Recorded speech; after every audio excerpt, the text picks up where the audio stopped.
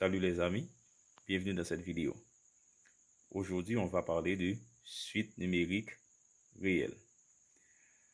L'idée première que vous devez vous faire lorsqu'on parle de suite numérique réelle, c'est que une suite numérique réelle, c'est une liste de nombres réels ordonnés.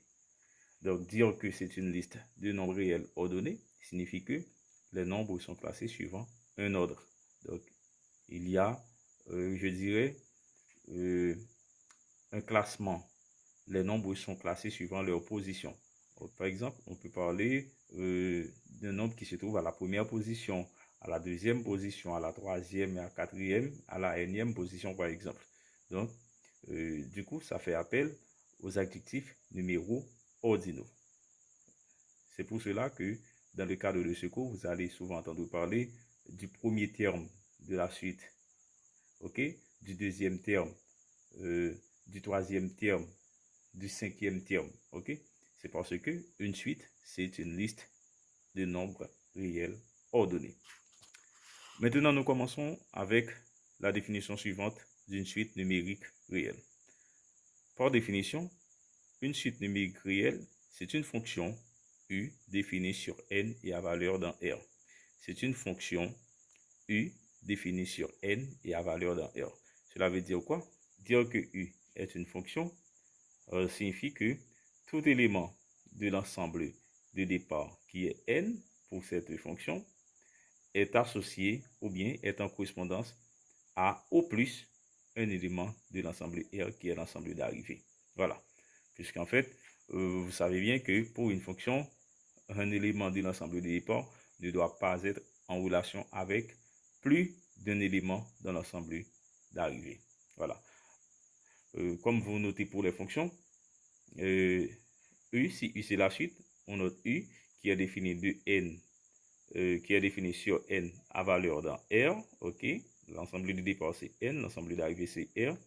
Puisque l'ensemble de départ c'est N, ici, on va considérer les entiers naturels comme éléments dans l'ensemble de départ.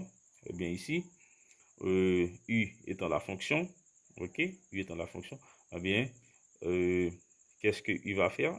U va transformer les N en UN, et les UN seront des éléments de R. Voilà. Mais attention, selon l'usage, une suite U est notée U indice N entre parenthèses. Ok? U indice N entre deux parenthèses. Voilà. Ok? U indice N. C'est pas 1, mais c'est plutôt U indice N. Ou bien on lit tout simplement UN au lieu de U. Ok? Au lieu de noter la suite comme ça, U, on note de préférence UN à l'intérieur de parenthèses. Et l'image d'un entier naturel N est notée U indice N, maintenant sans les parenthèses, au lieu de U de N. Voilà. Comme on pourrait dire par exemple f de x. Ok. Si f est une fonction, vous allez lire ça f de x. Maintenant ici, c'est U la fonction. Ok. Puisqu'une suite c'est une fonction, une suite numérique réelle c'est une fonction. Bien par exemple ici, au lieu d'écrire U de N, on écrit tout simplement U indice N. Ok. L'image d'un entier N, ça va s'écrire U indice N au lieu de U de N. Voilà. Dans cette écriture, N est appelé indice ou rang. Rappelez-vous bien qu'en introduction, nous avons dit qu'une suite réelle, c'est une liste ordonnée. Donc, parler de liste ordonnée, c'est dire que chaque élément occupe un certain rang. Voilà. Ici, le nombre N, c'est appelé indice ou rang. U indice N, c'est le terme général de la suite UN. Ok?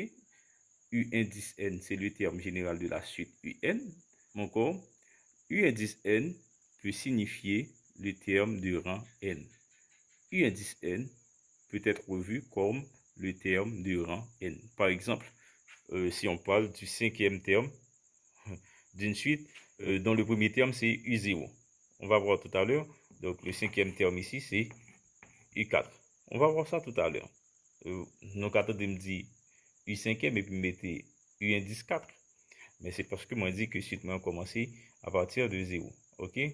Premier terme moi c'est à partir de 0. Comme c'est dans 0, moi dans 4. Ça fait 5 termes. 1, 2, 3, 4, 5. OK? Ça fait 5 termes. Partant de 0 jusqu'à 4, ça fait 5 termes. Donc ici, si une suite UN est définie sur N tout entier, le premier terme ici sera U0 et le cinquième terme sera U4. Voilà. Maintenant, qu'est-ce qu'on va voir? On va voir les différents modes de génération d'une suite. C'est-à-dire, comment est-ce qu'on peut trouver les termes d'une suite. Voilà. Pour les modes de génération d'une suite, il en existe deux en général. La première, c'est par la donnée de l'expression de UN, qui est en fait le terme général de la suite UN en fonction de N. On dit alors que l'on donne la forme explicite de la suite UN. Par exemple, le terme général de la suite UN, c'est égal à 4N plus 3. Ou bien on dit tout simplement UN, c'est égal à 4N plus 3. Donc ici, c'est la formule donnée ici, ok? La formule ou bien l'expression donnée ici, c'est la forme explicite de la suite UN. Cette forme-là permet de trouver n'importe quel terme de la suite UN. N'importe quel terme de la suite UN. Par exemple ici, on peut trouver U0 en remplaçant N par 0. Donc ici, si on remplace N par 0, ça va faire quoi rapidement? En remplaçant N par 0, on va trouver quoi? Ok? UN c'est égal à 4N plus 3. C'est l'expression de la suite. Donc, U0, ça va faire, on va tout simplement remplacer N par 0, ça va faire 4 par 0 plus 3. Et U0 ici, c'est égal à 3. On peut calculer U27 par exemple. Ok? U27, ça correspond au 28e terme de la suite, puisqu'on part de 0. Lorsqu'on part de 0 pour arriver à 27, on a 28 termes. Ok? Le 28e terme de la suite, le 28e terme de la suite, c'est bien U27, mais ça va faire 4 par 27 plus 3. Et ici, ça va faire 4 par 27, 4 par 7, 28. Ok? Ici, ça fait bien 108 plus 3. Ok? Donc, le 28e terme de la suite, ça fait 111. Ok? Donc, avec la forme explicite, ok? Avec la forme explicite, il est possible de déterminer n'importe quel terme de la suite. La deuxième mode de génération consiste à donner un terme initial de la suite et ensuite une relation permettant de calculer chaque terme à partir du précédent. C'est-à-dire, on ne peut calculer un terme sans connaître son précédent. Voilà. Mais pour cela, il faut bien sûr qu'on connaisse un terme initial de la suite. Et en plus du terme initial, on doit ensuite donner une relation qui permet de calculer chaque terme à partir de son précédent. On dit que la suite est définie par récurrence. C'est le cas par exemple avec la suite définie par U0 égale à 3, on donne le terme initial, et ensuite UN plus 1 c'est égal à UN plus 4. Regardez bien ici. Pour trouver le terme UN plus 1, il faut connaître UN. Donc, pour calculer UN plus 1, il faut connaître UN. C'est comme dire par exemple, pour calculer U2, il faut connaître U1. Voyons par exemple, qu'est-ce qui va se passer? On reprend ici l'écriture de notre suite. La suite c'est défini par son terme initial qui est égal à 3. Et ensuite, une relation qui permet de calculer chaque terme en fonction de son précédent. Remarquez ici, pour calculer UN plus 1, il faut savoir ce que fait UN. Par exemple, pour trouver U3 par exemple, 3 c'est égal à 2 plus 1. Il faut connaître ce que fait U2. Donc, notre U3 serait égal à par exemple à U2 plus 1. Et ça va faire U2 plus 4. Donc, pour calculer U3, il faut connaître à tout prix ce que fait U2. Je dois vous dire que cette suite-là, même si elle est définie par une relation de récurrence, c'est exactement la même suite qu'au précédent. Ok? C'est la même suite précédente. La même suite donnée par le terme général UN égale à 4n plus 3. Ok? Vous allez trouver les mêmes termes. Par exemple, ici, U0 c'est égal à 3. Et ici, U0, ça va faire 3. Remplacer n par 0, ça va faire 3. Ok. Maintenant, le problème ici, on l'a dit bien, pour trouver un terme, il faut connaître son précédent. Essayons par exemple de calculer, comme nous l'avons fait tout à l'heure, nous avons calculé U27. Ici, pour calculer U27, à partir de cette relation-là, le U27 va pouvoir être calculé lorsque n c'est égal à 26. Disons, calculons